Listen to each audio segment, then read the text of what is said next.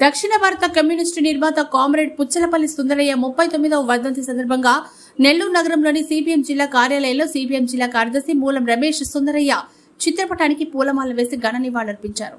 ఈ సందర్భంగా పేద బడుగు వర్గాల అభ్యున్నతికి సుందరయ్య చేసిన సేవలను కొనియాడారు. సిపిఎం జిల్లా నేతలు చండ్ర రాజగోపాల్, మోహన్ రావు, మాదాల వెంకటేశ్వర్లు, గోపాల్, దయాకర్ తదితరులు పాల్గొన్నారు.